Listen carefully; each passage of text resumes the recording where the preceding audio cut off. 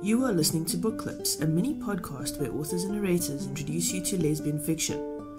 You can find a buy link and more information about this book in the show notes. Enjoy! Come Back to Me by Chris Paynter. Read by Ann Etter. An excerpt from Chapter 6. Angie shut the phone and took a seat on a nearby bench. She stretched her arms across the back, tilted her head, and held her face to the late afternoon sun. She was nearly dozing off when Ev's resonant voice jolted her more fully awake. Must be tough being a rich author. Angie sat up, smiling at Ev's teasing tone. Sure as hell is. She did tell select others that she wrote novels, just not the complete truth about her pseudonym. Ev, Jan, and Sally were the only ones besides her publisher who knew she published under Zach England. Zev handed her the cappuccino. Angie reached into the side pocket of her cargo shorts for her wallet. If you try to give me money, I'm taking my double mint latte back home to my boys, and you know how much it pains me to say that. Angie snapped the pocket. Thank you. You're welcome. Ev took a seat next to her. At 5'2", Ev was 2 inches shorter than Angie. Her bronzed skin and high cheekbones spoke of her Cherokee ancestry. She had liquid black eyes that seemed to go right through a person, almost as if she could read every thought. Angie tested the cappuccino and decided to let it cool. She set it beside her on the bench. I see you've been working on that dark tan of yours, Ev said. Guess so. Ev frowned. You sound like you've lost your best friend, but that's impossible since that's me. What's got you so pensive? Ev turned to face Angie and tucked one jean-clad leg under her. Angie pulled out the Banner Review from her pocket and handed it to Ev. Ev set her coffee down between them on the bench and took the clipping from Angie. She read the piece and then returned it. Hey, you can't let this get you down. It's only one review. Is there something more? Because you usually don't let reviews bother you. Angie squirmed under Ev's direct gaze that prickled her skin. Did I ever tell you about that girl in college? You might have. Remind me. Angie recounted her relationship with Meryl and the heartbreak that followed. She held up the review. This is her byline. You're kidding. No, I'm not. Angie stuck the review back in her pocket, picked up her cappuccino and took a sip. Isn't it a small world? She snorted. That always seemed like a stupid saying. Until now. Correct me if I'm wrong. Isn't this what a writer calls irony? Very funny, Ev, but I guess you could say that. Wow. Wow pretty much sums it up. What does your agent say about the review? There were a lot of fucks mixed in with, it's okay, and don't worry, Angie. Leave it up to Sally to make it all better. She, of course, has no idea who this reviewer is, and I sure as hell won't tell her. I wouldn't think you would. All right, I'll be your shrink for the day. How does this make you feel? Brings back a lot of stuff for me. Ev watched Angie with an expectant look. Angie turned away from her and stared out at the blue-green water that surrounded Key West. The color would match Meryl's eyes perfectly. You're somewhere far away, Ev said. Angie stood up and carried her cup to a nearby trash can. The coffee had lost its flavor. She tossed it in the bin and stood with her back to Ev. Have you kept up with her at all? Ev asked. Not too much. I did at first, but then it was too painful. She got married the summer after graduation. A vision of Meryl in her wedding dress passed through Angie's mind, but she pushed it out. I found out later the marriage ended after only 2 years. The last I heard, she was still teaching at Columbia School of Journalism, but her Banner bio said she was a book reviewer at the New York Magazine before moving on to the Banner. She returned to the bench. And now, this review. Ev patted the bench, and Angie took a seat. I've never asked too much about your love life, Angie. I watched as you and Pam grew apart. I should say I watched as you pulled away from her. Angie snapped her head around. Ev smiled sadly. You know it's true. Angie's eyes welled with tears.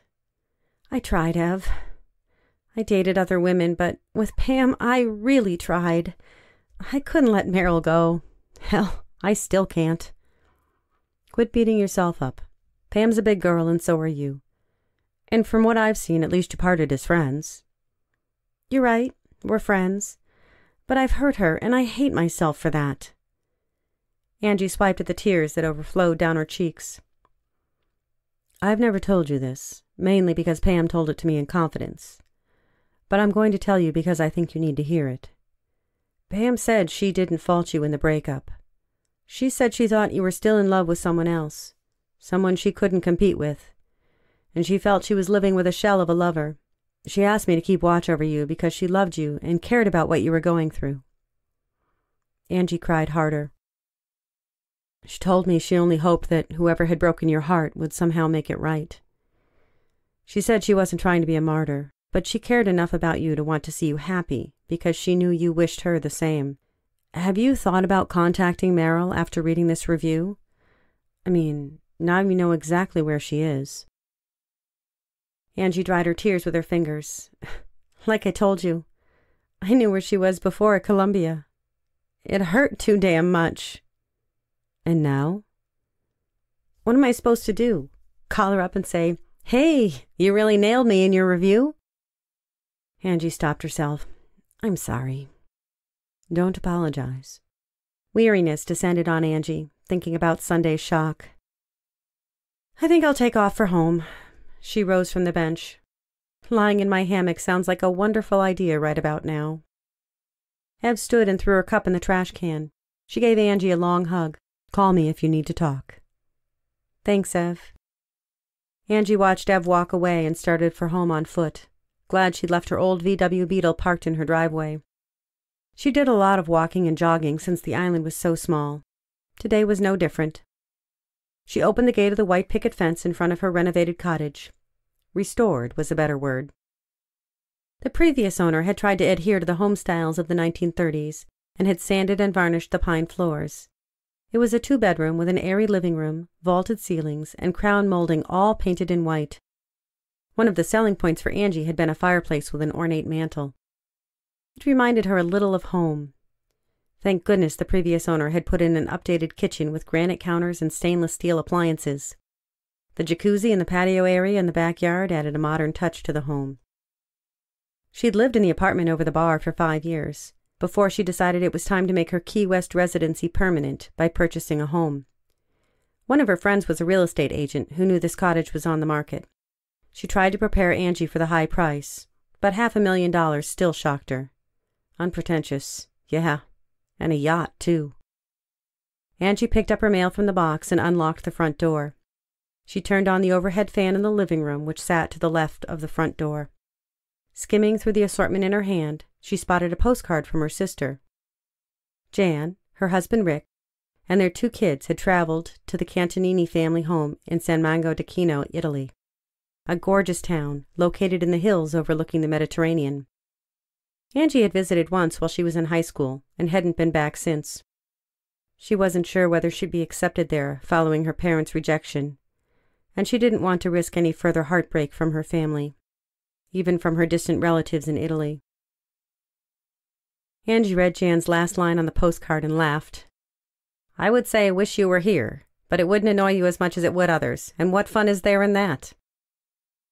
On her way to the backyard patio, she considered foregoing the hammock, stripping, and sinking down into the jacuzzi. But the hammock between the 2 palm trees beckoned to her. She slid into the netting and folded her hands behind her head. She took in a breath and let it out slowly, trying to relax her mind, watching the palm fronds above her sway with each soft ocean breeze. Closing her eyes, she gave in to the emotional exhaustion pressing down on her. Come Back to Me by Chris Paynter. Read by Etter. This was an episode of Book Clips, a mini podcast where authors and narrators introduce you to new books with a short reading. Get the book now by clicking on the buy link in the show notes. This link works for Amazon US, UK and Canada. If you use our links, we earn a small commission from Amazon. Thanks for listening. Don't forget to rate and subscribe to this podcast.